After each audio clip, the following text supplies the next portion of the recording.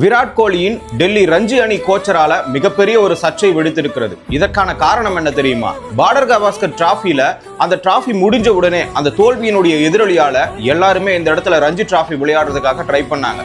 அந்த நேரத்துல டெல்லி கோச்சரான சரண்தீப் சிங் கிட்ட கோலி அவர்கள், நான் 2018 இங்கிலாந்துக்கு எதிராக எப்படி 4-5 சதங்கள் அடித்தேனோ அதே மாதிரி 2025 இந்த இங்கிலாந்து சீரீஸுக்கு எதிராக நான் 4 சதங்கள் அடிப்பேன் என்று உறுதிமொழி ஏற்றார். அது மட்டும் கிடையாது, கவுண்டி கிரிக்கெட்ல நான் விளையாட போறேன். அதுவும் இல்லாம இந்தியா ஏ அணி இங்கிலாந்துக்கு பயணம் மேற்கொள்ளும் பொழுது நானும் மேற்கொண்டு அந்த இடத்துல விளையாடி என்னுடைய பர்ஃபார்மன்ஸை நான் நிரூபிக்க போறேன்னு சொல்லிட்டு ஒரு வார்த்தையால அந்த சரண்தீப் சிங் கிட்ட சொல்லியிருந்தாரு. ஆனா இந்த நேரத்துல நடந்திருக்கிறது பாத்தீங்கன்னா, இந்த இடத்துல ஓய்வு அறிவிச்சிருக்கிறாரு. வெள்ளக்காரனுக்கு எதிராக, ஆஸ்திரேலியா இங்கிலாந்துக்காரனுக்கு எதிராகவே பயத்தை காட்டணுமா இந்த கோலி.